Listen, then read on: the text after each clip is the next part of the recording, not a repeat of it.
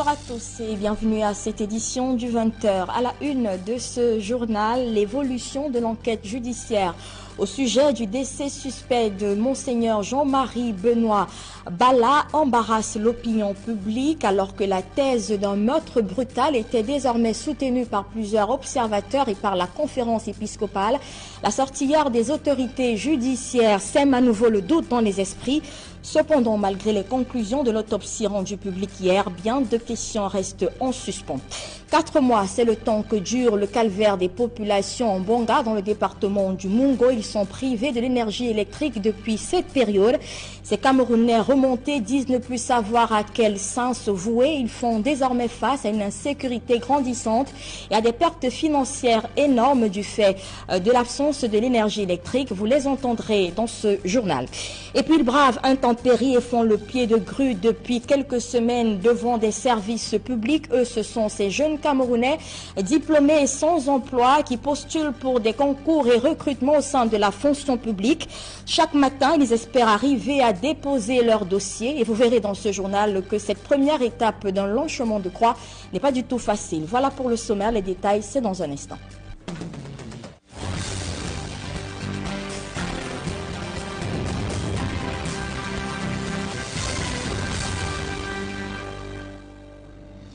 Une fois encore, mesdames et messieurs, bonsoir et bienvenue à cette édition du journal. D'abord, ce calvaire des populations Mbanga dans le département du Mungo, privées de l'énergie électrique depuis 4 mois. C'est en effet... Au centre-ville, par exemple, l'alimentation en énergie électrique se fait de manière sporadique et de faible intensité. La situation échappe au contrôle du magistrat municipal, visiblement exaspéré par les événements. La plupart de ces ampoules sont grillées à cause de mauvaise tension du courant électrique, qui les grille à tout moment. Maman n'a jamais été aussi éclairée qu'avant. Nous sommes vraiment désolés. Les poteaux sont couchés. Ça fait plus de 4 mois, c'est vrai. Ce n'est pas la faute de la mairie. Si vous avez du temps, j'allais vous montrer une correspondance que j'ai adressée au chef de centre ASONEL et même au ministre de l'énergie pour dire que la ville de Manga est changée de poteaux pourris qui privent les populations du cours de l'électricité, que les poteaux qui transportent l'énergie vers ces villages sont tombés. Même les promesses électorales faites en 2013, à l'époque de l'ancien directeur général de l'entreprise en charge de la distribution de l'énergie électrique au Cameroun, n'ont jamais été réalisées, à la grande désolation des conseillers municipaux. Des élections de 2013, je parle en tant que conseiller municipal, lorsque nous sommes descendus à Penamboko, nous étions avec toute l'équipe, même le DG de la SONEL, Jean-Moni Billet. Ils ont promis la lumière qu'ils devaient donner dans l'avancement de Mbanga. Ils n'ont rien donné. Et les gens là boudent. Les gens là se plaignent jusqu'à maintenant. La vérité, toute la vérité au sujet du décès suspect de Monseigneur Jean-Marie Benoît Bala sera-t-elle révélée un jour? La question se pose à nouveau alors que les éléments de l'enquête en cours rendus publics hier suscitent plutôt d'autres interrogations. En effet, après le communiqué du procureur près la cour d'appel du centre au sujet de l'autopsie réalisée sur le corps du prélat, 5 questions au moins restent en suspens. Farel Bounia et Donald Brice-Camgan. Si l'on peut se satisfaire du point fait à mi-parcours sur l'enquête ouverte après le décès de l'évêque de Bafia, la communication du procureur général près la cour d'appel du centre laisse des silences retentissants pour plus d'un observateur. L'autorité judiciaire renseigne que 2 collèges de médecins locaux ont examiné la dépouille de Monseigneur Jean-Marie Benoît Bala les 2 et 22 juin dernier, et que des autopsies ont été pratiquées sur le corps du prélat. Cette enquête locale est-elle allée jusqu'à son terme? Sinon, pour quelles raisons? Si oui, quelles en sont les conclusions? Sont-elles en contradiction ou corroborent-elles les résultats présentés par l'équipe de médecins d'Interpol? Au demeurant, qu'est-ce qui a motivé le recours à une expertise internationale? En tout cas, à en croire le procureur général près la cour d'appel du centre, les médecins étrangers n'ont relevé aucune trace de violence sur la dépouille de l'évêque de Bafia. Un pan du communiqué de l'autorité judiciaire qui tranche nettement avec la conclusion publiée en mi-juin dernier par la Conférence épiscopale nationale. L'Église catholique avait alors parlé, non pas d'un assassinat, mais d'un assassinat brutal de Monseigneur Jean-Marie Benoît Mbala. Compte tenu des premiers constats, nous, évêques du Cameroun, affirmons que Monseigneur Jean-Marie Benoît Mbala ne s'est pas suicidé. Il a été brutalement assassiné. Peut-on penser que l'Église catholique a pris une position aussi sentencieuse et tranchée sans avoir réuni tous les éléments nécessaires? Quoi qu'il en soit, les prochains développements de cette affaire s'annoncent pour le moins édifiants. Et dans les couloirs de l'Assemblée nationale, les députés de la nation sont tout aussi embarrassés et quelque peu surpris par la tournure que vient de prendre l'enquête au sujet du décès suspect de Monseigneur Mbala. Les élus du peuple constatent eux aussi que bien de questions sont sans réponse après la sortie du procureur près la cour d'appel du centre. Mais ceux-ci veulent croire à l'impartialité de la justice pour faire la lumière dans le cadre de cette affaire. Emmanuel Diop et Marcelin Gansop. 12 milliards après, les travaux de rénovation du palais de congrès menés par les Chinois sont achevés. C'est donc un édifice flambant neuf qui affiche à nouveau fière allure au sommet de la colline Nkolnyada à Yaoundé. Pour marquer de son empreinte cet événement, l'équipe dirigeante du palais de congrès a donné une conférence de presse. Dans un exercice d'équilibriste, voire de gymnastique, on a invoqué la réduction à venir des subventions publiques et au même moment la nécessité d'être accessible. La circulaire du chef de l'État pour le budget 2018 et l'une des orientations, l'une des directives qu'il a données, c'est que l'État réduise les subventions accordées aux établissements publics. Alors, si on réduit les subventions, il faut bien que le palais des congrès puisse s'auto-financer. Donc, mais nous savons très bien que si nos prestations sont très élevées, nous n'aurons pas de clients. De fait, malgré toutes les charges, l'engagement pour une mission de service public demeure. Les prestations telles qu'elles sont faites par le palais des congrès sont largement en deçà. Et si on veut donc atteindre l'équilibre financier, alors il faut revoir à la hausse. Ça, c'est le principe de gestion. Mais la réalité est tout autre. Nous assurons également des missions de service public. Notre rôle, c'est que le palais des congrès ne soit pas un palais pour l'élite, pour la haute classe. Que le Camerounais moyen qui veut organiser un mariage au palais des congrès et pouvoir dire plus tard, moi je me suis marié au palais des congrès, que nous soyons en mesure de lui présenter des prestations souples. Il y aura donc, soutient-on, la notion de juste prix qui sera pratiquée. Il y aura un coût, mais dans la pratique, nous-mêmes nous verrons à ce que le palais des congrès étant un établissement public, le côté mission, le service public prédomine. Finalement, pas un mot n'a été soufflé sur le montant jugé exorbitant de 12 milliards consacrés à la rénovation de cet édifice. Personne ne dit non plus si les entrées financières générées contribueront à assurer, par exemple, la prochaine rénovation du Palais des Congrès. Et vous l'avez donc corrigé par vous-même, il s'agissait plutôt là de la sortie des responsables du Palais des Congrès de Yaoundé qui ont donné un point de presse ce jour dans la capitale économique après la rénovation de cette structure. Une polémique a fait enfler autour du montant de cette rénovation qui s'élevait alors à 12 milliards de francs CFA. Au cours du point de presse donné ce jour dans la capitale économique, la capitale politique, les responsables du Palais des Congrès ont donc décidé de ne pas s'exprimer au sujet de cette polémique. Revenons donc à présent sur la réaction des députés de la Nation au sujet de la sortie des autorités judiciaires hier, qui ont rendu public les avancées de l'enquête au sujet du décès de Monseigneur Jean-Marie Benoît Bala. Je le disais tout à l'heure, les députés sont tout aussi embarrassés et surpris par la tournure que prend cette enquête, mais ils veulent bien croire à l'impartialité de la justice pour faire la lumière sur cette affaire. Des précisions avec Marcelin Gansop et Emmanuel Diop. Parce qu'il s'agit d'une actualité brûlante, c'est tout naturellement que les échos du communiqué du procureur général près la cour d'appel du centre ont résonné jusque dans les couloirs de l'Assemblée nationale. Les députés marquent leur étonnement en constatant que l'affaire n'est pas encore bouclée, même si le procureur général a évoqué la noyade comme étant la cause la plus probable du décès de l'ancien évêque de Bafia. Évidemment, en tant que parlementaire, je ne peux pas ne pas me sentir concerné quelque part, et je pense que l'ensemble de la population camerounaise se sent également concernée. Ce drame nous a tous secoués. Maintenant, s'il faut faire la lumière, il faut qu'on soit extrêmement prudent.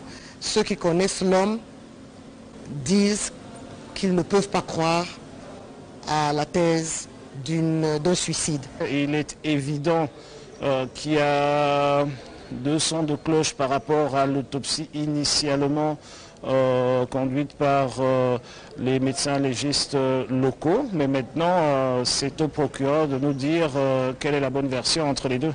Les députés refusent cependant de verser dans la polémique actuelle qui veut opposer les premières conclusions de l'enquête publiées le 4 juillet aux déclarations de la conférence épiscopale privilégiant la thèse d'un assassinat brutal. Même si on a parlé de noyade, noyade ne veut pas dire suicide. On peut vous noyer. Donc ça ne veut pas dire que le communiqué va à l'encontre de ce que le communiqué des évêques nous a enseigné.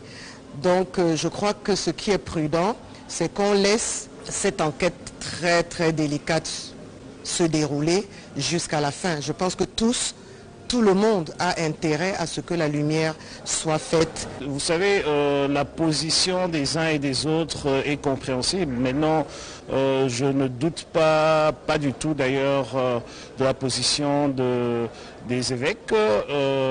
Mais voilà, il faut se résoudre à ce que le procureur en charge de l'enquête a dit qu'il n'y a pas eu, apparemment il n'y aurait pas eu violence sur le corps et qu'il se serait noyé. Mais tout ça ne veut pas dire qu'il n'y a pas eu assassinat. Puisque les investigations se poursuivent, les députés souhaitent que cela se fasse avec plus de célérité et que la lumière soit faite définitivement sur ce énième scandale qui ébranle l'Église catholique. Tout ce que je peux demander, c'est que l'enquête devrait connaître une diligence un peu plus marquée que celle qu'elle a déjà aujourd'hui, parce que les Camerounais ont envie de savoir, et envie de savoir très vite ce qui s'est réellement passé. Et je pense que la partie qui est relativement inquiétante, c'est qu'au vu de la position des évêques et de tous ceux qui étaient sur place et qui ont vu le corps de Monseigneur, il semblerait qu'il y ait des assassins dans la nature et donc c'est dangereux pour la société. Et c'est pour cela que la justice doit faire absolument vite pour trouver ces assassins-là. Le procureur général, Jean-Fils Tamac, a promis que les conclusions de l'enquête qui se poursuit seront portées à la connaissance du public le moment venu. On ne perd donc rien à attendre. C'est la saison des recrutements dans la fonction publique et ils sont des milliers, ces jeunes Camerounais diplômés sans emploi qui espèrent en cette période décrocher une place au sein des administrations à travers un concours. À Konsamba, dans le département du Mungo, le dernier concours pour le recrutement d'élèves gendarmes, gardiens de la paix entre autres, fait courir des centaines de candidats.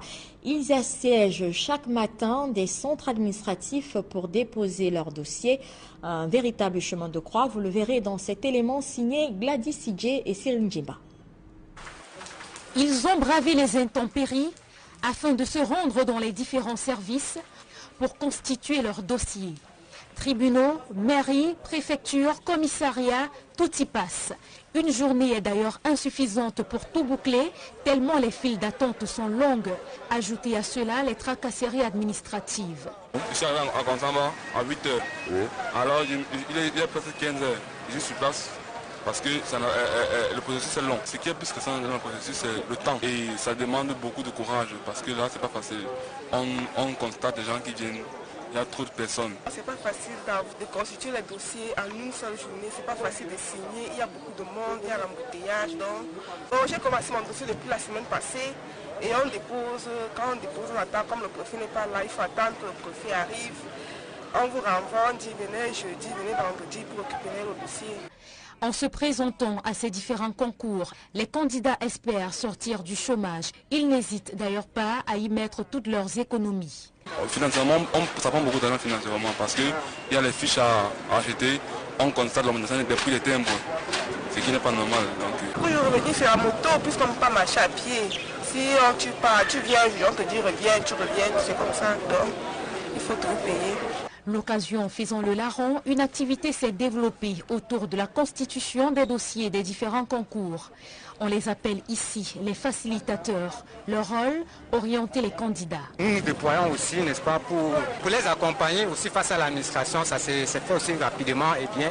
Nous jouons ce rôle, n'est-ce pas, en les aidant, en remplissant les dossiers, en les orientant, en les expliquant, n'est-ce pas, comment se constitue l'arrêté aussi. Parfois, en les orientant dans les écrits de la demande aussi. Le lancement des concours pour le recrutement des élèves gendarmes, policiers, gardiens de la paix, entre autres, représente une opportunité d'emploi grandiose pour plusieurs jeunes Camerounais, parfois en quête de matricule solde dans la fonction publique. Même si le nombre de candidats est largement supérieur au nombre de places disponibles, on garde espoir. Tout à fait autre chose à présent. Accident ferroviaire d'Ezeka, un collectif de défense des victimes exige que le transporteur Camrail présente au juge sa police d'assurance. Cette demande a été formulée ce mercredi au cours donc de l'audience en référé qui s'est tenue ce jour même à Douala. C'était en présence du conseil de l'entreprise ferroviaire. Le compte rendu d'audience avec Donald Agnouzwa. La procédure judiciaire en référé contre Camrail dans le cadre de l'accident ferroviaire du 21 octobre 2016 suit son cours. Le collectif Vouquin, représentant les victimes du train Intercity 152 et le conseil de Camrail étaient encore devant le juge des référés du tribunal de première instance de Bonanjo. Au sortir de cette audience, le conseil de Camrail va dénoncer l'attitude du collectif Vouquin qui, selon lui, excelle dans le dilatoire. Le principe en droit, c'est que lorsque vous venez au tribunal solliciter un droit et que vous dites que votre droit se base sur tel document, vous devez le produire. Ils ne peuvent pas l'avoir en leur possession, sinon par des moyens qui sont illicites. Et c'est ce que nous voulons et c'est ce que nous dénonçons par ailleurs. De l'autre côté, ce collectif utilise des moyens qui sont tout à fait illicites et illégaux et qui sont aux antipodes des règles de notre déontologie. Du côté du collectif des avocats défenseurs des victimes du déraillement des ECA, l'on exige du transporteur Camrail la présentation d'une police d'assurance. Pour produire une police d'assurance, on n'a pas besoin qu'elle soit contenue dans une convention de concession. L'activité de transport nécessite obligatoirement qu'on ait une police. Ça conforte nos doutes. On se demande bien s'ils sont assurés. S'ils sont assurés, pourquoi ils font tant de résistance pour produire l'assurance? Un argument botté en touche par Camrail qui souhaite mettre l'accent sur l'essentiel. L'issue favorable pour les victimes, c'est l'indemnisation. Et ce que nous dénonçons, c'est l'attitude de ce collectif en particulier qui se détache un peu des autres parce qu'il y a plusieurs avocats. Il ne faut pas croire que Camrail négocie. Il y a plusieurs avocats qui sont impliqués dans ce dossier mais qui n'ont pas les mêmes attitudes que ce collectif. Camrail, prenant position sur la prescription dans le cadre des indemnisations, fait savoir qu'il sera permis aux victimes et ayants droit qui se sont fait enregistrer d'instruire leur dossier même au-delà du 21 octobre 2017. Et c'est sur ces entrefaits que la prochaine audience a été renvoyée au 12 juillet 2017. À l'étranger, reparlons de ce 29e sommet de l'Union africaine qui s'est refermé hier à Addis Abeba. À côté de la question de l'autofinancement de l'institution, les chefs d'État de l'Afrique sont aussi longuement revenus sur des questions sécuritaires telles que la lutte contre le terrorisme. Ils ont fixé le cap de l'année 2020 pour la réduction des conflits en Afrique avec pour principale approche l'anticipation. Une réflexion a été menée aussi sur un système de troïka pour la présidence tournante de l'institution. On pourrait dans les prochaines années avoir non seulement le président en exercice mais également le président sortant et le futur. À présent, cette information avant la fin de ce journal, MTN Cameroun intensifie sa présence dans la région du Sud.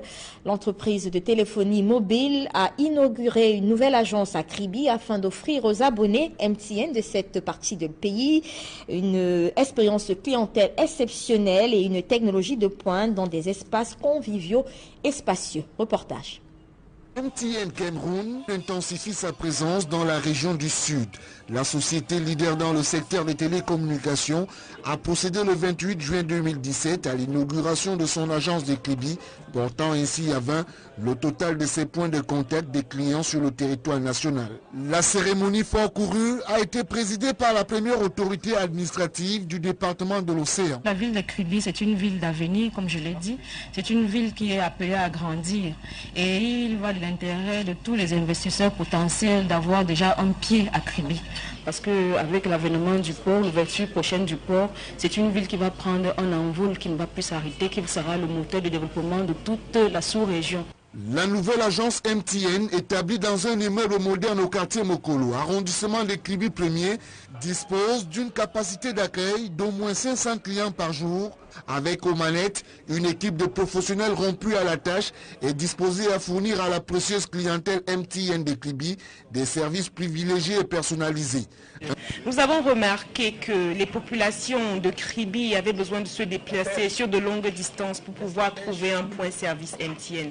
Et nous avons voulu y remédier. Notre but ici principal, c'est de ramener l'expérience client au plus proche des utilisateurs, mais aussi d'offrir aux populations de Kribi et à nos clients de Kribi une expérience dans le nouveau monde digital qu'est le numérique. Avec l'avènement de la 4G à Kribi qui est là depuis avril au début de cette année, ils pourront mettre, utiliser et toucher tous les services liés à la donnée mobile, à l'internet mobile, à la téléphonie et aussi aux services ICT.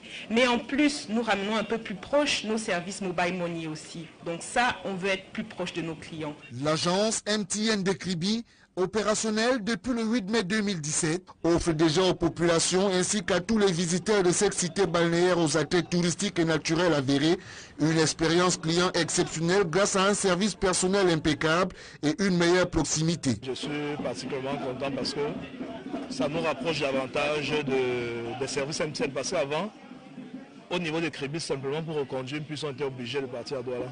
Moi particulièrement, j'ai eu à faire ça plusieurs fois. Mais déjà la semaine passée, j'ai muté mon numéro de la 3G en 4G sans problème et c'était gratuit ici sur place. Depuis que MTN est là, d'abord la communication est facile, il a de bons services et nous apprécions donc maintenant cette agence qu'il est venu implanter sur place ici chez nous. En investissant dans la construction d'infrastructures solides et modernes pour améliorer l'expérience client, MTN démontre son attachement au Cameroun et travaille à s'assurer que les populations s'approprient le nouveau monde digital en participant activement à la démocratisation de l'accès Internet pour ses 10 millions d'abonnés, ceci grâce aux offres adaptées à leurs besoins.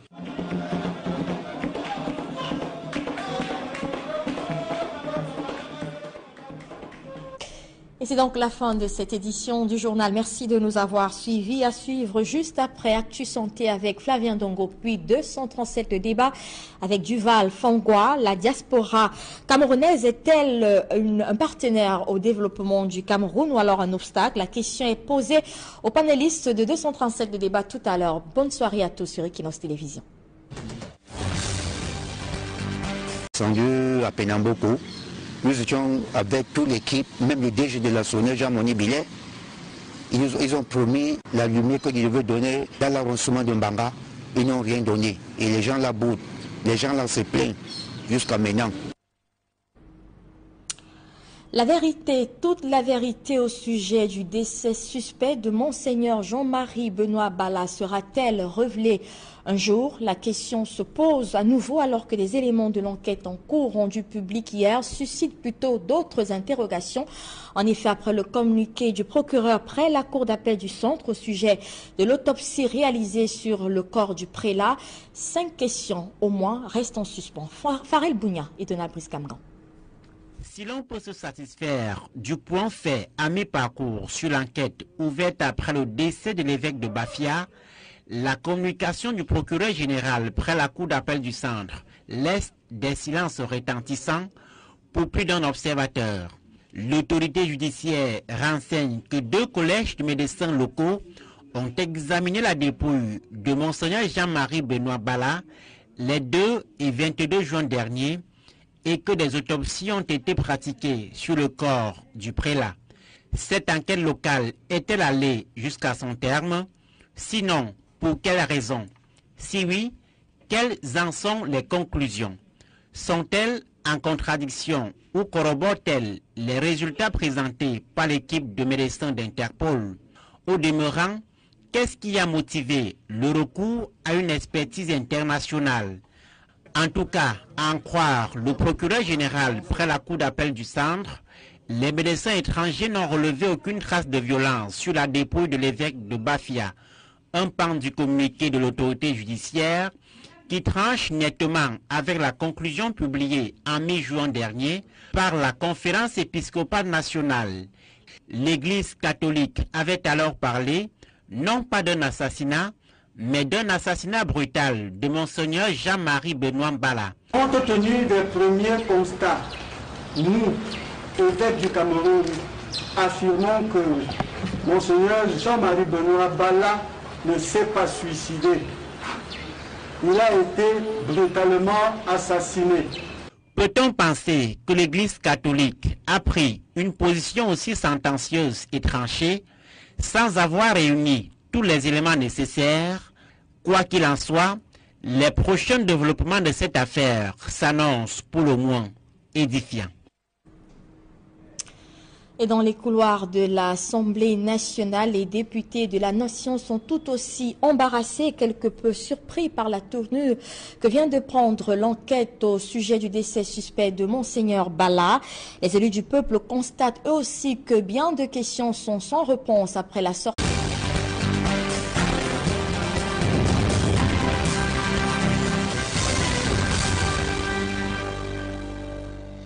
Bonsoir à tous et bienvenue à cette édition du 20h. À la une de ce journal, l'évolution de l'enquête judiciaire au sujet du décès suspect de Monseigneur Jean-Marie Benoît Bala embarrasse l'opinion publique alors que la thèse d'un meurtre brutal était désormais soutenue par plusieurs observateurs et par la conférence épiscopale. La sortie hier des autorités judiciaires sème à nouveau le doute dans les esprits. Cependant, malgré les conclusions de l'autopsie rendue publique hier, bien de questions restent en suspens. 4 mois, c'est le temps que dure le calvaire des populations en Bonga dans le département du Mungo. Ils sont privés de l'énergie électrique depuis cette période. Ces Camerounais remontés disent ne plus savoir à quel sens se vouer. Ils font désormais face à une insécurité grandissante et à des pertes financières énormes du fait de l'absence de l'énergie électrique. Vous les entendrez dans ce journal. Et puis ils bravent intempéries et font le pied de grue depuis quelques semaines devant des services publics. Eux, ce sont ces jeunes Camerounais diplômés et sans emploi qui postulent pour des concours et recrutements au sein de la fonction publique. Chaque matin, ils espèrent arriver à déposer leur dossier et vous verrez dans ce journal que cette première étape d'un long chemin de croix n'est pas du tout facile. Voilà pour le sommaire, les détails c'est dans un instant.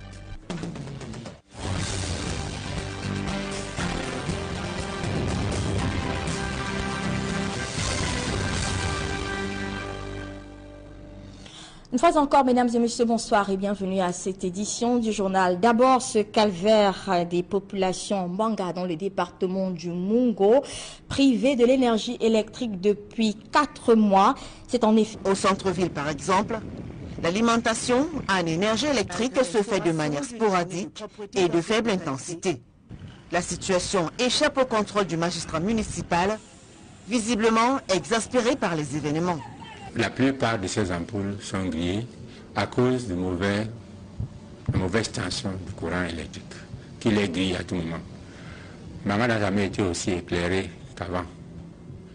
Nous sommes vraiment désolés. Les poteaux sont couchés. Ça fait plus de 4 mois, c'est vrai. Ce n'est pas la faute de la mairie. Si vous avez du temps, j'allais vous montrer une correspondance que j'ai adressée au chef de centre ASONEL et même au ministre de l'énergie pour dire que la ville de Manga est changée de poteaux pourris. qui privent les populations du cours de l'électricité, que les poteaux qui transportent l'énergie vers ces villages sont tombés. Même les promesses électorales faites en 2013, à l'époque de l'ancien directeur général de l'entreprise en charge de la distribution de l'énergie électrique au Cameroun, n'ont jamais été réalisées, à la grande désolation des conseillers municipaux. Des élections de 2013, je parle en tant que conseiller municipal, lorsque nous sommes des... a fait enfler autour du montant de cette rénovation qui s'élevait alors à 12 milliards de francs CFA. Au cours du point de presse donné ce jour dans la capitale économique, la capitale politique, les responsables du Palais des Congrès ont donc décidé de ne pas s'exprimer au sujet de cette polémique. Revenons donc à présent sur la réaction des députés de la Nation au sujet de la sortie des autorités judiciaires hier qui ont rendu publiques les avancées de l'enquête au sujet du décès de Monseigneur Jean-Marie Benoît Bala. Je le disais tout à l'heure, les députés sont tout aussi embarrassés et surpris par la tournure que prend cette enquête, mais ils veulent bien croire à l'impartialité de la justice pour faire la lumière sur cette affaire. Des précisions avec Marcelin Gansop et Emmanuel Diop. Parce qu'il s'agit d'une actualité brûlante, c'est tout naturellement que les échos du communiqué du procureur général près la cour d'appel du centre ont résonné jusque dans les couloirs de l'Assemblée nationale. Les députés marquent leur étonnement en constatant que l'affaire n'est pas encore bouclée, même si le procureur général a évoqué la noyade comme étant la cause la plus probable du décès de l'ancien évêque de Bafia. Évidemment, en tant que parlementaire, je ne peux pas ne pas me sentir concerné quelque part et je pense que l'ensemble de la population camerounaise se sent également concernée. Ce drame nous a tous secoués. Maintenant, s'il faut faire la lumière, il faut qu'on soit extrêmement prudent. Ceux qui connaissent l'homme disent qu'ils ne peuvent pas croire à la thèse d'un suicide. Il est évident qu'il y a deux sons de cloche par rapport à l'autopsie initialement conduite par les médecins légistes locaux. Mais maintenant, c'est au procureur de nous dire quelle est la bonne version entre les deux. Les députés refusent cependant de verser dans la polémique actuelle qui veut opposer les premières conclusions de l'enquête, publiées le 4 juillet, aux déclarations de la conférence épiscopale, privilégiant la thèse d'un assassinat brutal. Même si on a parlé de noyade, noyade ne veut pas dire suicide. On peut vous noyer. Donc ça ne veut pas dire que le communiqué va à l'encontre de ce que le communiqué des évêques nous a enseigné. Donc je crois que ce qui est prudent, c'est qu'on laisse cette enquête très très délicate se dérouler jusqu'à la fin. Je pense que tout le monde a intérêt à ce que la lumière soit faite. Vous savez, la position des uns et des autres est compréhensible. Maintenant, je ne doute pas du tout d'ailleurs de la position des évêques. Mais voilà, il faut se résoudre à ce que le procureur en charge de l'enquête a dit qu'il n'y a pas eu, apparemment il n'y aurait pas eu violence sur le corps et qu'il se serait noyé. Mais tout ça ne veut pas dire qu'il n'y a pas eu assassinat. Puisque les investissements du procureur près la cour d'appel du centre, mais ceux-ci veulent croire à l'impartialité de la justice pour faire la lumière dans le cadre de cette affaire. Emmanuel Diop et Marcelin Gansop. 12 milliards après, les travaux de rénovation du palais de congrès menés par les Chinois sont achevés. C'est donc un édifice flambant neuf qui affiche à nouveau fière allure au sommet de la colline Nkolnyada à Yaoundé. Pour marquer de son empreinte cet événement, l'équipe dirigeante du Palais des Congrès a donné une conférence de presse. Dans un exercice d'équilibriste, voire de gymnastique, on a invoqué la réduction à venir des subventions publiques et au même moment la nécessité d'être accessible. La circulaire du chef de l'État pour le budget 2018 et l'une des orientations, l'une des directives qu'il a données, c'est que l'État réduise les subventions accordées aux établissements publics. Alors, si on réduit les subventions, il faut bien que le Palais des Congrès puisse s'auto-financer. Mais nous savons très bien que si nos prestations sont très élevées, nous n'aurons pas de clients. De fait, malgré toutes les charges, l'engagement pour une mission de service public demeure. Les prestations telles qu'elles sont faites par le Palais des Congrès sont largement en deçà Et si on veut donc atteindre l'équilibre financier, alors il faut revoir à la hausse. Ça, c'est le principe de gestion, mais la réalité est tout autre. Nous assurons également des missions de service public. Notre rôle, c'est que le palais des congrès ne soit pas un palais pour l'élite, pour la haute classe. Que le Camerounais moyen qui veut organiser un mariage au palais des congrès et pouvoir dire plus tard, moi je me suis marié au palais des congrès, que nous soyons en mesure de lui présenter des prestations souples. Il y aura donc, soutient-on, la notion de juste prix qui sera pratiquée. Il y aura un coût, mais dans la pratique, nous-mêmes nous verrons à ce que le palais des congrès étant un établissement public, le côté mission, le service public prédomine. Finalement, pas un mot n'a été soufflé sur le montant jugé exorbitant de 12 milliards consacrés à la rénovation de cet édifice. Personne ne dit non plus si les entrées financières générées contribueront à assurer, par exemple, la prochaine rénovation du Palais des Congrès. Et vous l'avez donc corrigé par vous-même, il s'agissait plutôt là de la sortie des responsables du Palais des Congrès de Yaoundé qui ont donné un point de presse ce jour dans la capitale économique après la rénovation de cette structure. Une polémique. L'investigation se poursuit. Les députés souhaitent que cela se fasse avec plus de célérité et que la lumière soit faite définitivement sur ce énième scandale qui ébranle l'Église catholique. Tout ce que je peux demander, c'est que l'enquête devrait connaître une diligence un peu plus marquée que celle qu'elle a déjà aujourd'hui, parce que les Camerounais ont envie de savoir, et envie de savoir très vite ce qui s'est réellement passé. Et je pense que la partie qui est relativement inquiétante, c'est qu'au vu de la position des évêques et de tous ceux qui étaient sur place et qui ont vu le corps de Monseigneur, il semblerait qu'il y ait des assassins dans la nature et donc c'est dangereux pour la société. Et c'est pour cela que la justice doit faire absolument vite pour trouver ces assassins-là. Le procureur général, Jean-Fils Tamac, a promis que les conclusions de l'enquête qui se poursuit seront portées à la connaissance du public le moment venu. On ne perd donc rien à attendre.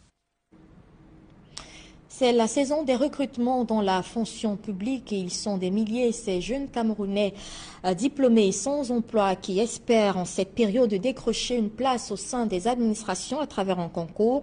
À Konsamba, dans le département du Mungo, le dernier concours pour le recrutement d'élèves gendarmes, gardiens de la paix entre autres, fait courir des centaines de candidats.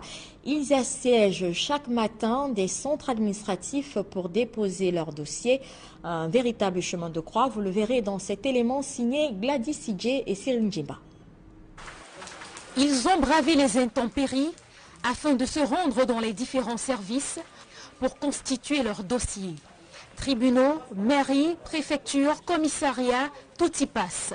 Une journée est d'ailleurs insuffisante pour tout boucler, tellement les files d'attente sont longues. Ajoutez à cela les tracasseries administratives. Je suis arrivé à Konsamba à 8 h. Oui. Alors il est presque 15 h. Je suis sur place parce que le processus est long. Ce qui est plus que ça dans le processus, c'est le temps. Et ça demande beaucoup de courage parce que là, c'est pas facile. On constate des gens qui viennent. Il y a trop de personnes. C'est pas facile de constituer les dossiers en une seule journée. C'est pas facile de signer. Il y a beaucoup de monde, il y a l'embouteillage. Donc, j'ai commencé mon dossier depuis la semaine passée. Et on dépose, quand on dépose, on attend. Comme le préfet n'est pas là, il faut attendre que le préfet arrive. On vous renvoie, on dit venez jeudi, venez vendredi pour récupérer le dossier. En se présentant à ces différents concours, les candidats espèrent sortir du chômage. Ils n'hésitent d'ailleurs pas à y mettre toutes leurs économies. Financièrement, ça prend beaucoup d'argent financièrement parce qu'il y a les fiches à acheter, on constate l'augmentation des prix des timbres, ce qui n'est pas normal. Pour y revenir sur la moto, puisqu'on ne peut pas marcher à pied, si tu pars, tu viens, on te dit reviens, tu reviens, c'est comme ça, donc il faut tout payer.